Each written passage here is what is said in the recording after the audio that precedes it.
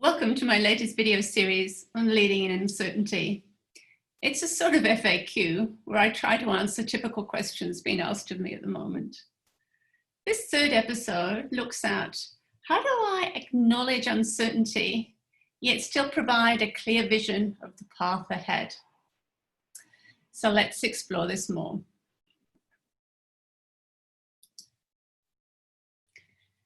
As we know, purpose and vision matter.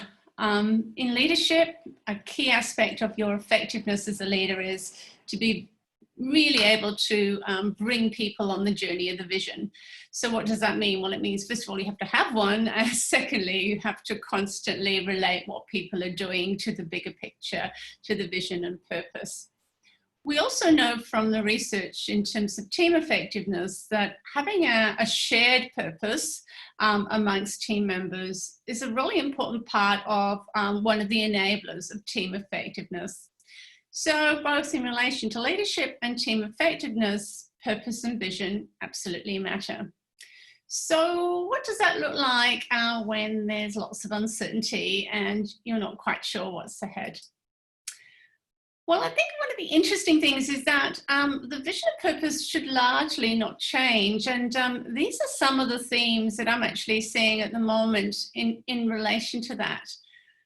One of the most exciting ones is the fact that this aspect of the common good and the higher purpose, if you like, has become more and more center focus for everyone. And as I mentioned in episode 2, as a world, we're actually putting health above economics, above the dollar.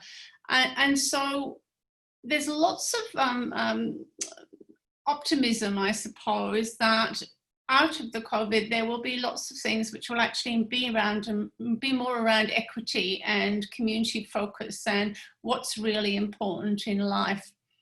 And so that could actually ultimately change the way organizations are set up. So for example, we already have at the moment private organizations doing government work, and we have not-for-profits doing private work and government work. So even what an entity might look like in the future might shift.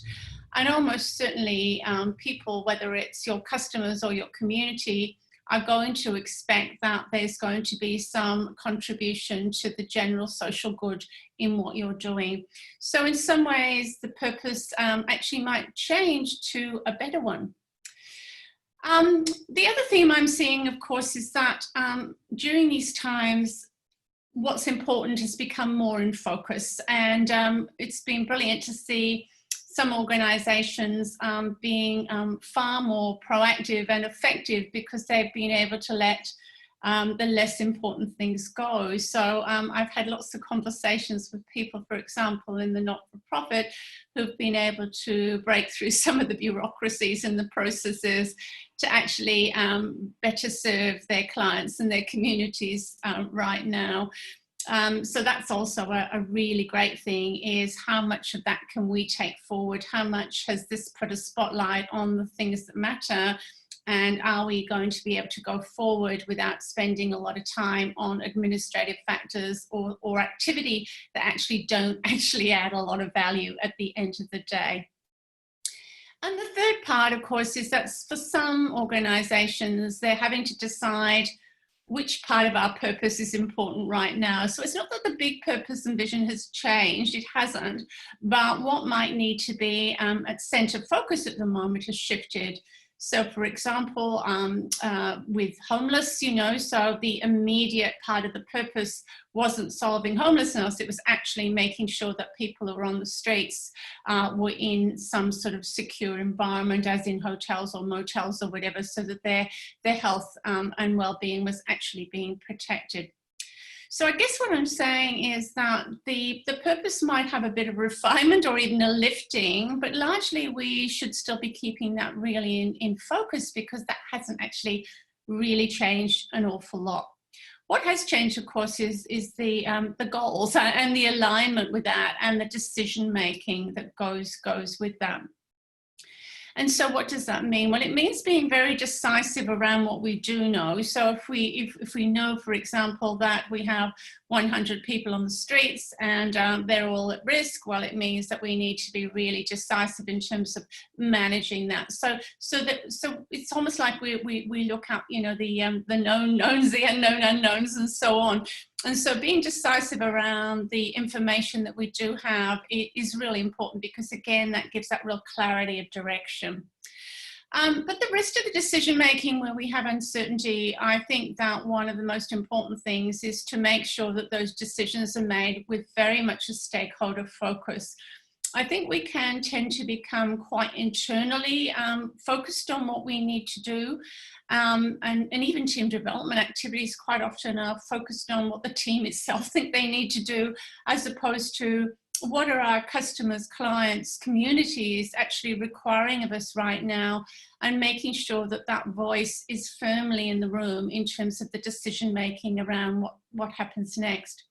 And early in the piece, when we were doing the bunkering down, of course, I think we were becoming very focused on security of staff, so looking after our staff.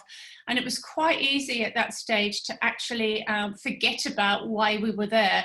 But certainly that needs to be very much in focus in terms of where we go next, or where we're planning to go, is what is going to be different around what stakeholders are going to need from us in this new environment, whether it's in a hospitality industry where people are going to need more cleanliness, or whatever it actually might look like.